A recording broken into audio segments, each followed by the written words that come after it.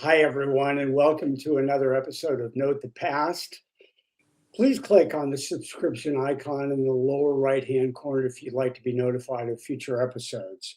Our subject today is the iconic KOBY radio station, which became known as Wonderful KOBY and is wildly heralded as the first top 40 radio station in the San Francisco Bay Area. Lending credibility to our conversation today is Ben Fong-Torres, who has graciously returned to talk about Wonderful KOBY. Good afternoon, Ben. So happy to have you back. Good to be back, Chris. Oh, that's great. So as many of you know, Ben is a legend in the world of pop and rock and roll music.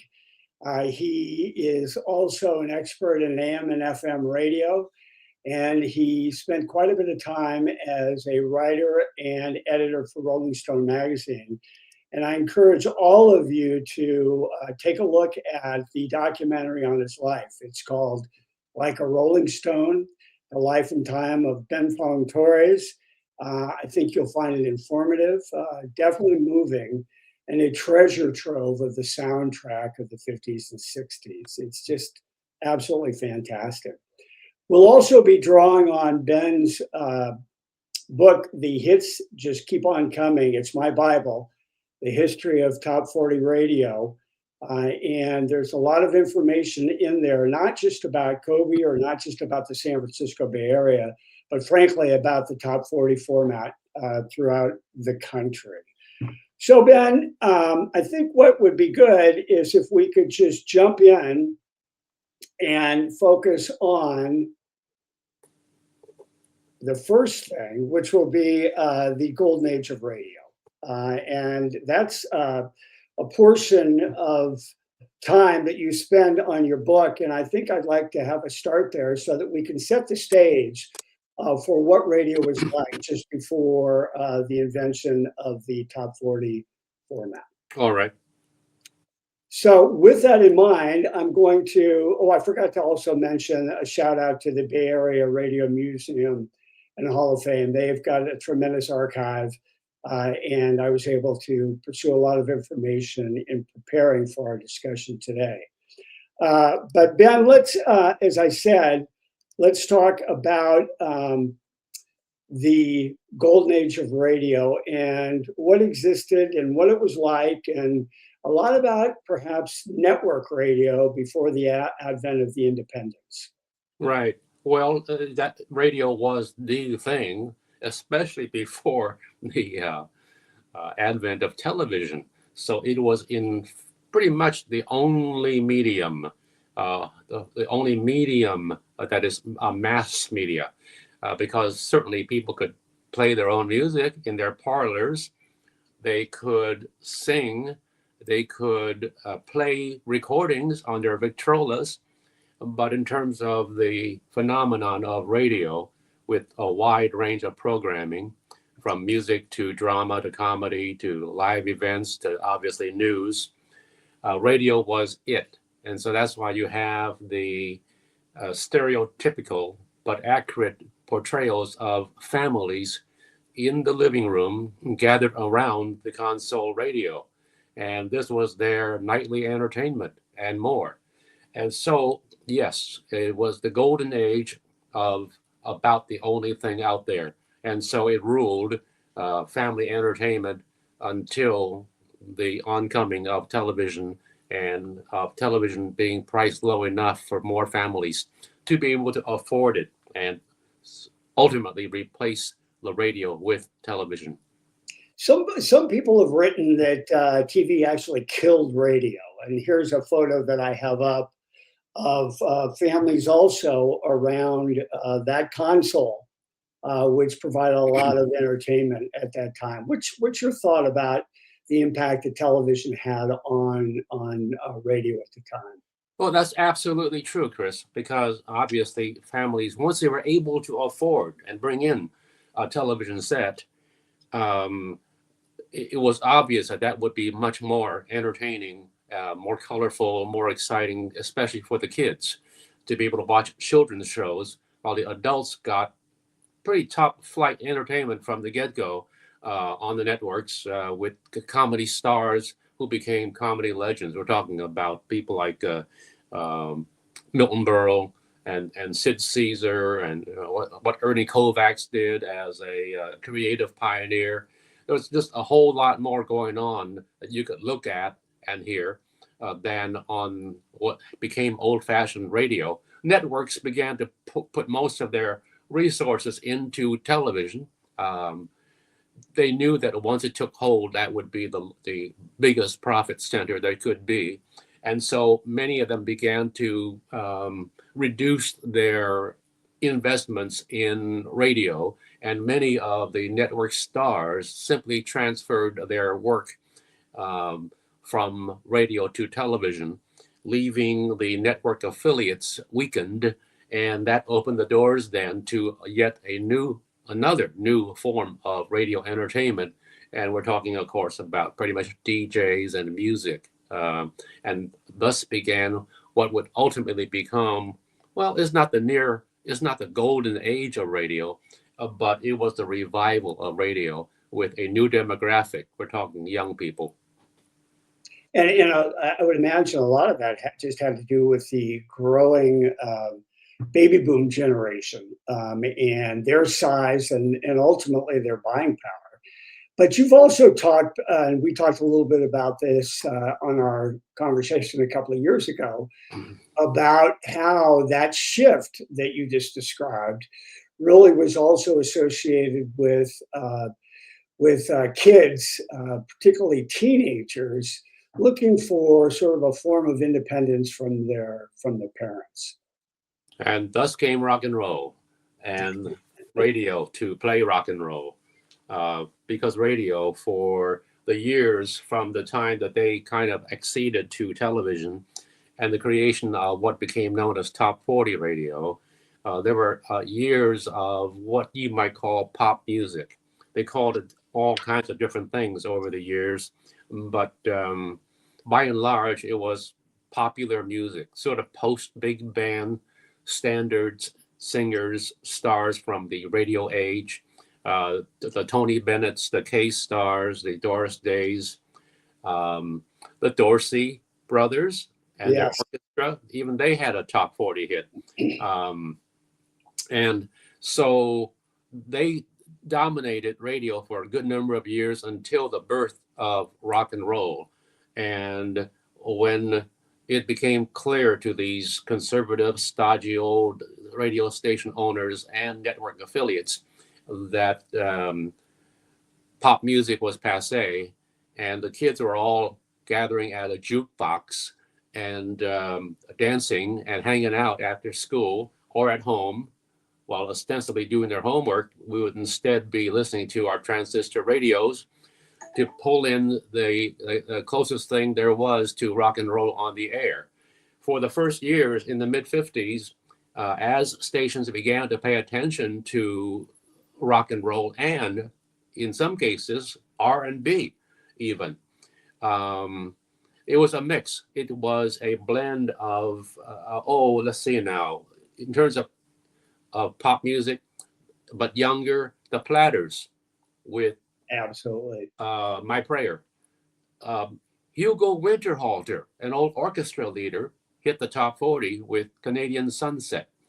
Country music made its sound known with folks like Sonny James and Guy Mitchell singing the blues and Young Love. And Tony Bennett hung in there and got a couple of songs on top 40. But then Elvis and Little Richard and Fats Domino and Chuck Berry, Jerry Lee Lewis came along and pretty much exploded the scene, created a new scene, and forced a number of radio stations who had probably tried to resist rock and roll as long as they could. They had to jump on the bandwagon or build a bandwagon and then jump onto it, because the early pioneers were really early. We're talking about 57 probably for the first one. I forget what I said about KOBY when it was born, but I think somewhere around 1957. Yeah, it was right around 1956. You're there, Ben. It was October of 56. So 57 is right there. But it's sort of interesting how the network radio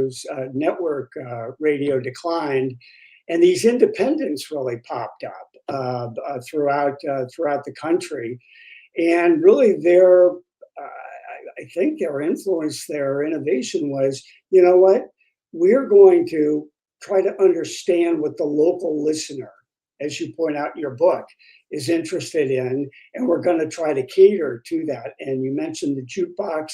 Also, what about their activity, those independents at the beginning of Top 40 Radio, going into record stores and trying to figure out what was selling, and from that, developing their playlists? I'm sure that happened, but this is before research became anything close to a science, probably. And so you had the programmers or disc jockeys going to record shops and observing what's going on. Alan Freed famously did that in Akron, Ohio, before he became a superstar in Cleveland. And in radio lore, in radio legend, it is known that the programmer Todd Storrs, I often don't remember where he was operating from, but in the Midwest, he famously was with a buddy at probably a soda joint, a soda shop. I've forgotten most of these kind of words from 70 years ago, but they observed that the music was beginning to repeat itself, and they learned that some customers, younger customers, and employees would plug the jukebox with the dimes for the same song repeatedly because they liked it. And so that gave them the idea of, well, gee, radio programming is always so diverse and music is all spaced out. You don't hear two Perry Comos in a row or two let's see, Dorsey Brothers in the same hour. But what we're hearing here is that people want to hear repetition of their favorite music. And thus was born, within the next months and few years, Top 40, a survey of Top 40. And later on, not too far into Top 40's history, the programmers began to fiddle with that idea. 40 was a nice sounding word, but here in San Francisco, KYA began to trim down the playlist so that it was a top 30. Mm-hmm. Even though they published sometimes a survey, they were called, that had as many as 60 songs. Realistically, when you tuned into the radio to KYA at that time, you would hear pretty much the same 30 songs over and over again and be happy with it because they were the most popular. And so you knew that either you should like it or you should learn to like it, because that's what's happening, baby. Right, right. And so on the screen here, I have a photo of Todd Storrs, and you're right, as you cite in your book also, he was with KOWH in Omaha, Nebraska. And that's where he started. But what's so interesting is diving a little deeper into what the top 40 format really means. Obviously, it's the number of songs that you've just talked about and repeating those songs. But it's more than that also, isn't it, Ben? It's adding in regular news reports, traffic reports. The radio announcers, they became disc jockeys, and they became sort of local heroes to teenagers in their respective communities. So the format itself was very unique and very inventive. Oh, absolutely. All those elements you mentioned, the news, the sports, weather jingles, DJs being local stars. They can only play the superstars, but can't present them in concert very often, if at all. And so they put on sock hops, as they were known, their local version of what was happening in Philadelphia. That became a big phenomenon, American Bandstand. And so there were local bandstands that local DJs would host. Here in San Francisco, the first one that I know of was Ted Randall, a DJ on KOBY, the first top 40 station. Right. And he happened to be a handsome, elegant, smooth talking guy with a mellow voice. And he loved his job, made it very clear that he had fallen into a wealth. Yeah, and that's probably the right word for him, of opportunities on television, on radio, and he ultimately went on to publish what was known as a tip sheet. Yeah. But top 40 radio, yeah, localization of radio, they may have stumbled into it. Maybe they were forced into it because they weren't part of a network, but they had this one station that they could build into a powerhouse in one town and be happy with it because they were able to get local advertising as well as national and make us a large enough profit to employ 6 or 8 DJs plus the staff for news and sports. And so, yeah, and as soon as one succeeded, of course, you have that bandwagon mentality. So that KOBY led to KYA, I believe, and then to KEWB, and then to KFRC into the 60s. So within 10 years, you had the birth and then the beginnings of the demise of 4 major top 40 stations.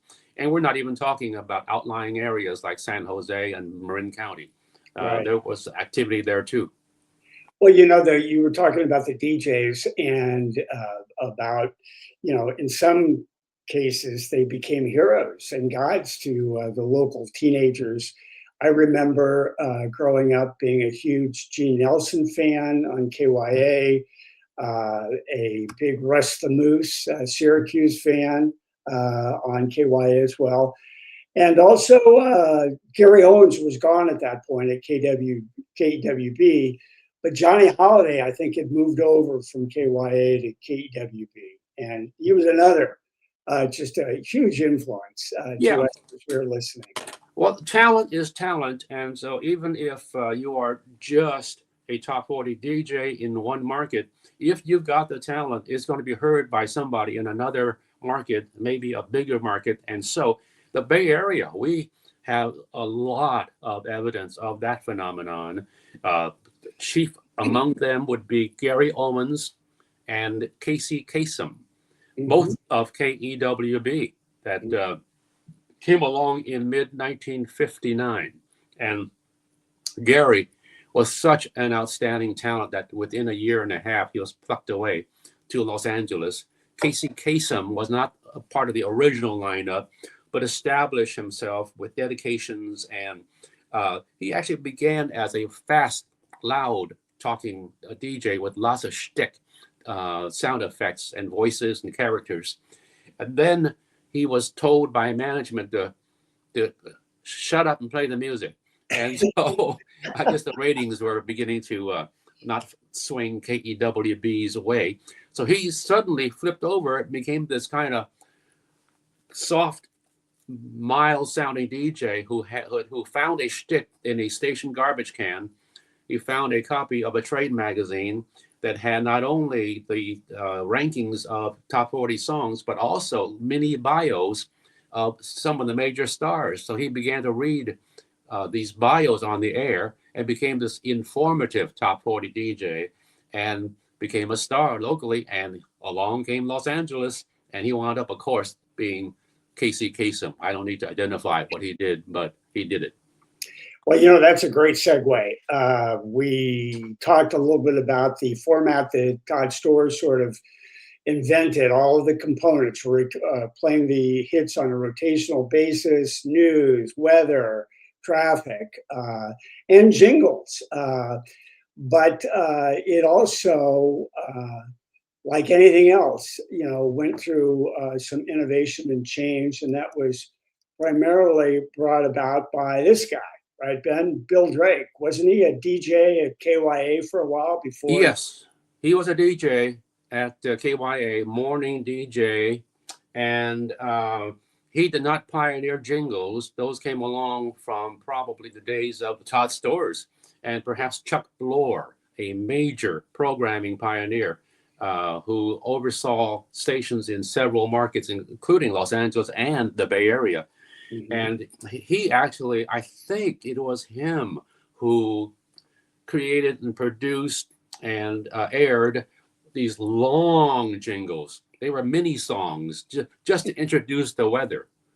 And they were, yeah, and they became, I don't think they became hits, but still, he pioneered jingles. A company called Jam also became producers of jingles for dozens, if not hundreds of stations, because they could create the bed of a jingle and then just have their singers put in the proper call letters, and you would have these identical jingles in different markets. So jingles, yes, was part of the scene.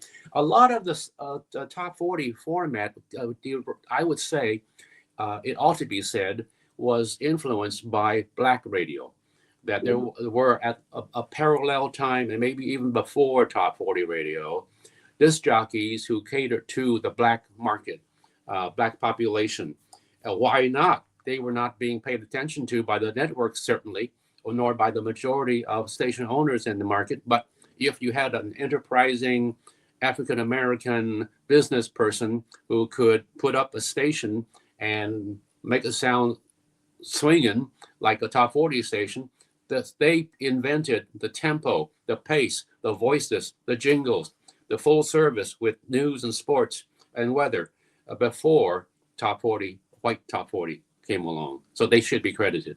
Yeah, and those jingles, I mean, I went back and listened to a few of them. I'm certainly not going to sing, but they were shortened quite a bit from the 30-second or so that you were describing. Well, that's what Bill Drake did. He Yeah. said, okay, so people are probably, many of them are probably getting tired of these long, nighttime is the right time to listen and enjoy KEWB. And instead, Bill Drake said, no, Radio KYA, San Francisco, and that's it. Exactly. So from 30 to 3 seconds. And that's what one of Bill Drake's things. And he apparently had an ear for talent. He pulled in people, speaking of the Bay Area, feeding Los Angeles radio. Two of the biggest were, again, on a latter day KEWB. They were the real Don Steele and Robert W. Morgan, who both got plucked from Channel 91 and set up at KHJ to help launch Boss Radio. Yeah. With Bill Drake, and they became gigantic in the industry, and certainly in the LA area. They became superstars. Where did the term boss come from? Ben, Boss Radio, where did that come from? Depends on who you ask. Okay. KHJ used it in Los Angeles to launch Boss Radio. But the fact is that in the Bay Area, KEWB had identified itself as the boss of the Bay, evidenced by these mini magazines or not newsletter, more like a small newspaper that a quarterfold, sort of like the KYA Beat that came along around that same time, a newspaper magazine for the station and its listeners. And along the top of the KEWB one, it did say Boss of the Bay. And I think they must have used it on air too. But who knows where they got it from? Chuck Bloor may have just taken it from some other market, some other station. So I don't know. Right. Do you think that Bill Drake or at KHJ, was he responsible in large part for coming up with this that I have on the screen, the notion of more music, less talk? And he says here, I always said, if you're going to say nothing anyway, say it in as few words as possible.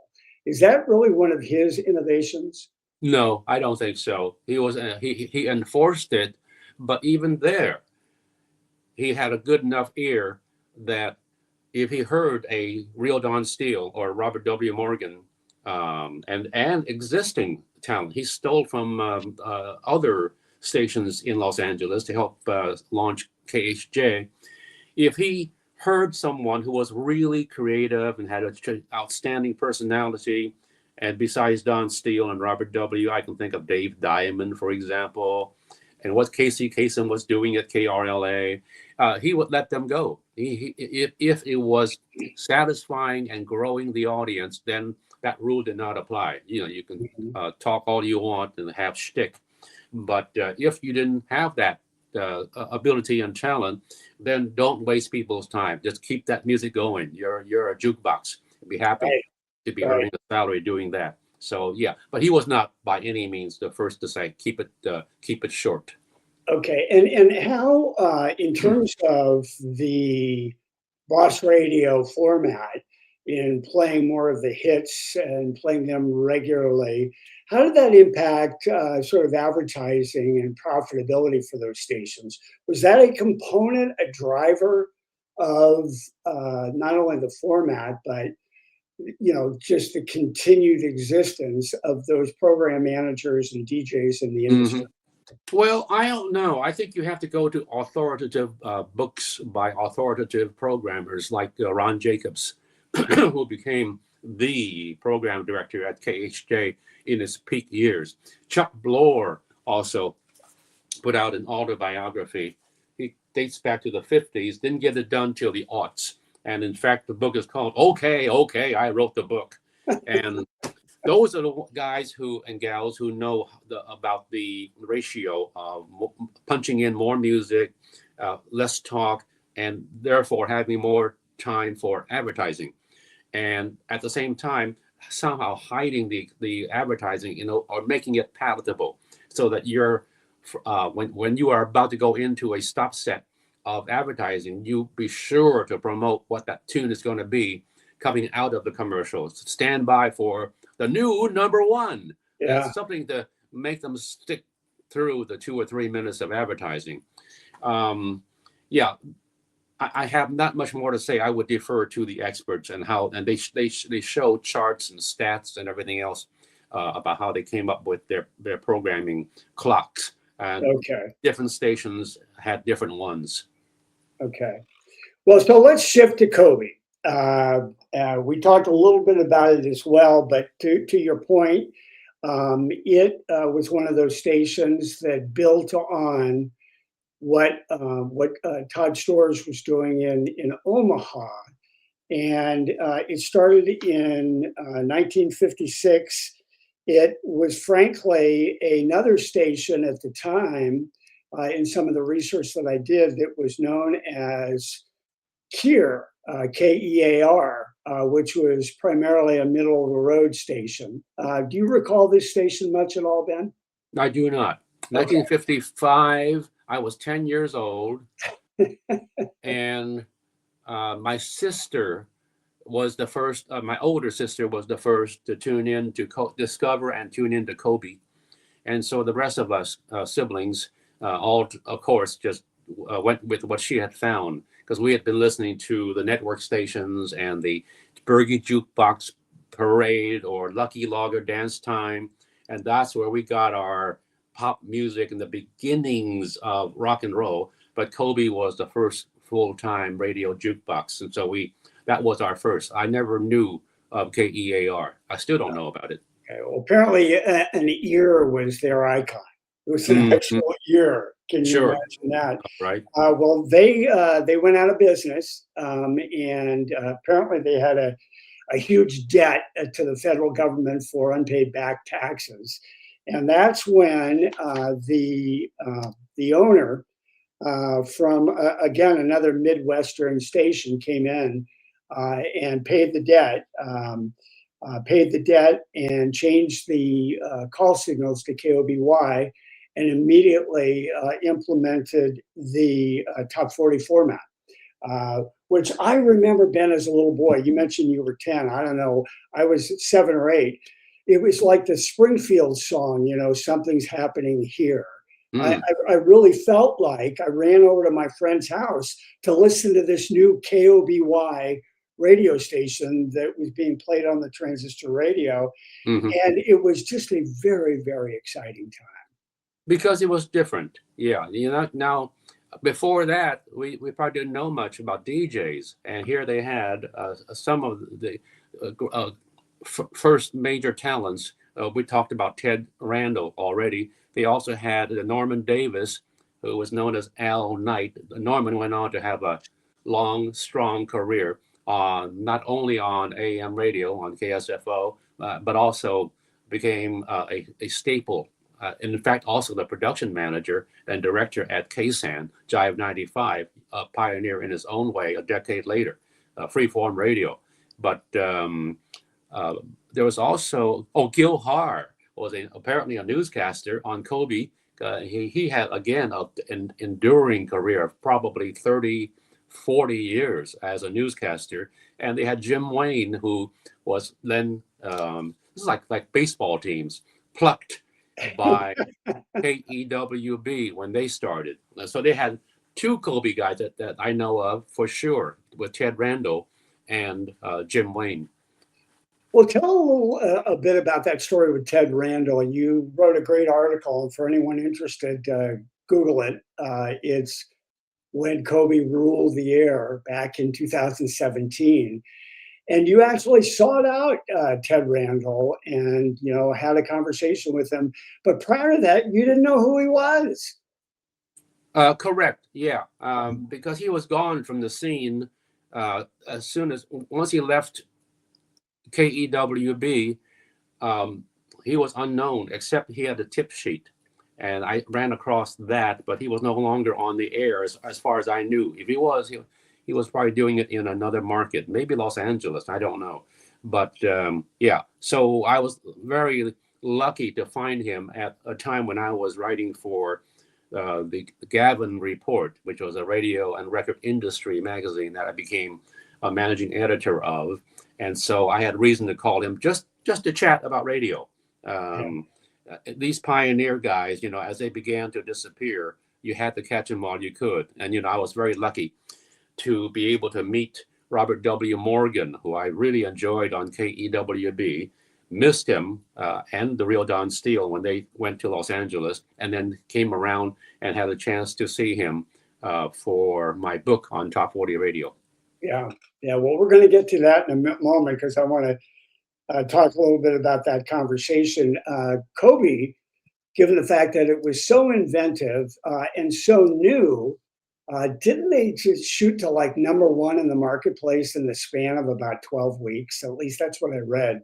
I don't know. But it probably did. It was a sensation because it was so different from what teenagers and young adults had before. Yeah. And speaking of young adults, yeah, they probably helped put it to #1 because survey takers, pollsters of the time would probably aim mostly at adults as opposed to teenagers. So you had to have a good, solid listenership of adults, 21 plus. And so I'm guessing that they too were taken by this new format of constant music that they liked and of personalities, DJs, who are speaking to them, talking about local things and giving them service, news, sports, and weather. So, yeah, I can see where because it was so new that it would go right to the top of the surveys here in the Bay Area. In your Rolling Stone magazine, when you were writing for the magazine, you came up with, I believe, 2020 News. What was that concept in Top 40? Why 2020? This was a Bill Drake invention. Bill Drake and Ron Jacobs, his program director in Los Angeles, have been credited with 2020 News. That was just positioning the newscasts at 20 minutes after the hour and at 20 minutes before the hour. Wouldn't that just be simply a third? And so you have these two breaks, but not at the top of the hour. I think that their strategy was the other stations that are playing variety of music and programming all do their newscasts at the top of the hour. That's just sort of the way it was on radio.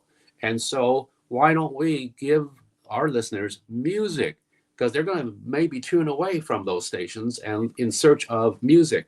We'll have music. We'll not only have music, but probably a couple of our most popular tunes will be positioned in that top slot. And then at 20 and 20, we'll do the news and commercials.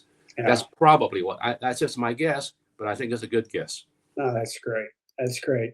So here is, if I can find it here, here's one of the sheets that you would find, an early one back in '57 of KOBY, and you're going to see the names on here. Buddy Holly is sprinkled throughout these with a number of his songs. Credit to Barha for making this available. Then, in addition to you mentioned Norman Davis, who was Al Knight. Here's a cool picture of him reporting, and he turned into, as you said, quite a character on KSAN. Yes, and before that on KYA, where he was doing an evening show, and he was doing fine. Lucky Logan was his name.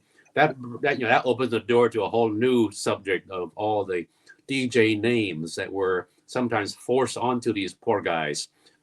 You want a job here? You're going to be Al Knight, because Al Knight left our station a couple of months ago, and so you can have his name. So, oh, gee. Was part of that because the jingles were already in place with those names? That's a real good indication. Yeah, that sounds like a solution. That's the right answer. So Norman at KYA was a sort of a rebellious sort. He had already become kind of a hipster, and he would break station rules. I think most famously, he invited a Playboy bunny to come up to the studio on the late night show and interviewed her for a long time. He was interested in getting to know her on the air, and the management came down hard on him for that. Yeah. And ultimately, he was replaced by, when there was a change in ownership, a new couple of guys came into town. One of them was Russ the Moose Syracuse, who built his own legend in the Bay Area. The other was Tommy Saunders, and he took over the evening slot and bumped Norman Davis out and into the news department. So Norm Davis became a newscaster before he quit, and then resurfaced on KSAN as an FM freeform long-hair DJ and producer. From that photo and to your description, that's just amazing. But it's a sign of the times. That's what was happening, certainly in American culture and society. Here's another photo from KOBY that was really terrific. Johnny Mathis. As you well know, he's a San Francisco State alum and a track star, and had quite a career in pop music.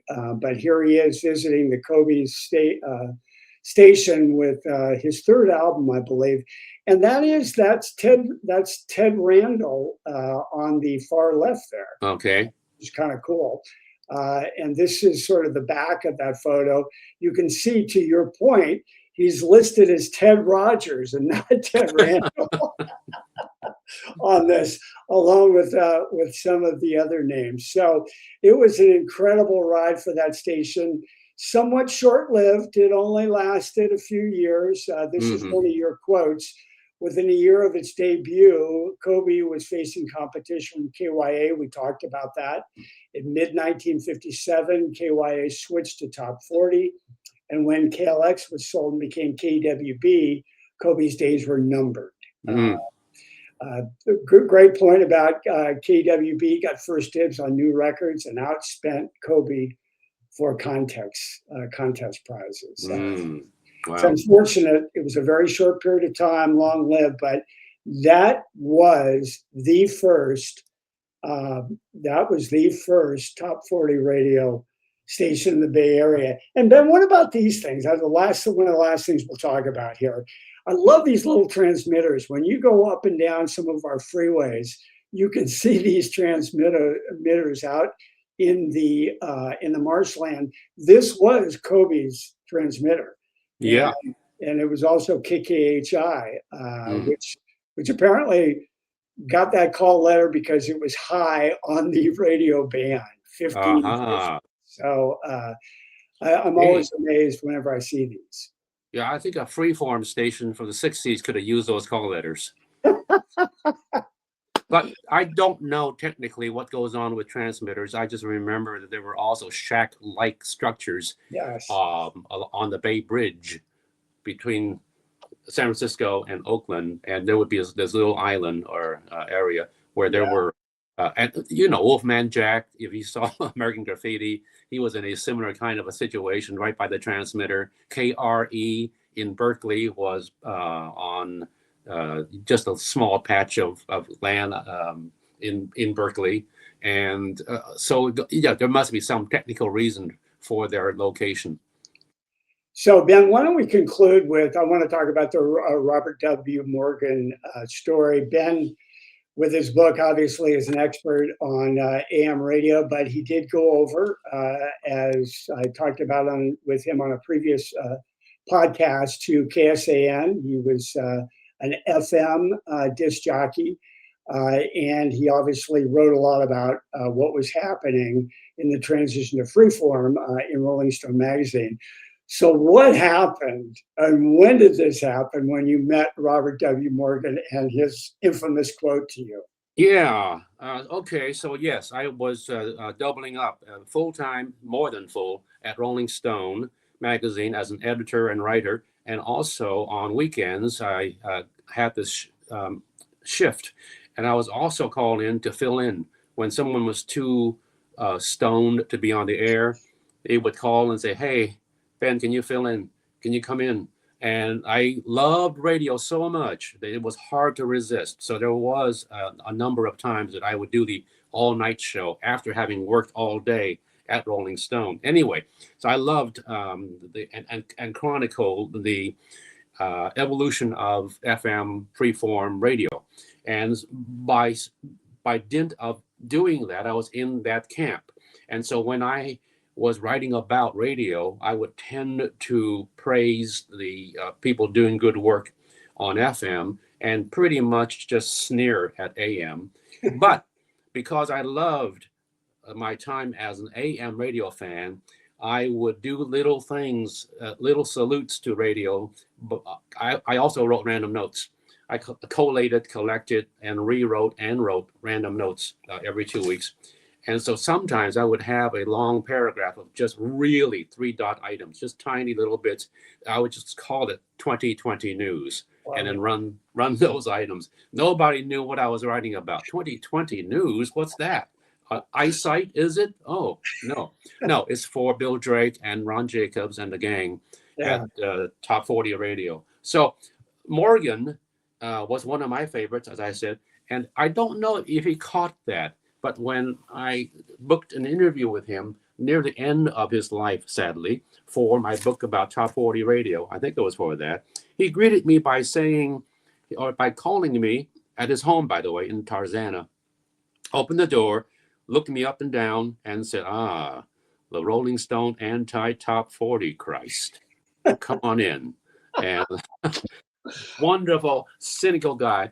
But I think as we talked, and I had a chance to occasionally mention having heard him in Oakland on KEWB with the real Don Steele and other stuff that I had gleaned about him. He knew that I, in fact, had a tremendous respect, not only for him, but also for that form of radio. You know, I may have felt like I outgrew it or I out-hipped it, but that doesn't mean that I don't remember with fondness some of the great talents on Top 40 Radio. So I think we reached rapprochement by the end of our time speaking French to each other that day in Tarzana. It was a great moment. A great story. Yeah, like meeting a hero, meeting a hero. Well, like you are my hero. Oh. And the fact you're spending some time with me twice. We went overtime, didn't we? Look, I'm looking at my DJ clock here now. Okay. We're gonna end. I promise. All okay. Right. So here's one of the resources. I showed it before, but if you haven't read it, it's incredible. Here's another one that Ben wrote, Not Fade Away, a Backstage Pass, 20 Years of Rock and Roll. These are tremendous resources along with the Bay Area Radio Museum and Rock and Roll Hall of Fame. So, Ben, thank you so much for spending this time today. I'd love to come up and see all those books behind you and see what the treasure trove you have there. But it's You amazing. can go to eBay. Come on, you can do this. By the way, one typo in your introduction of me, your very nice reference to the documentary. Yes. The fact that it is no longer visible except on a couple of airline flights. It was on Netflix for 3 years, but Yes. that ended last year. A bootlegger, this is a scoop for you, put it on YouTube about 4 or 5 months ago. I learned about it only 4 or 5 days ago. So I looked at it and I said, wow, now I can tell these people who keep asking about where to see their documentary, go to YouTube. But nope, somebody apparently ratted on this bootlegger and it's gone. But who knows? Oh, Maybe it'll come back again. oh, geez. Oh, Sorry. I'm sorry. I want to watch that again. You know, the other thing in your book, Ben, is the air checks in the back. Oh, yeah. I need to get another copy of that because mine is mysteriously gone. But that is Okay. fantastic. If you want to get a sense for top radio, or excuse Yeah. me, top 40 radio back in the 50s and 60s. Ben, you've been incredibly gracious with your time. Thank you so much. Appreciate you coming on. And let's go, baby. All right. My pleasure. Take 10:40. care. All right.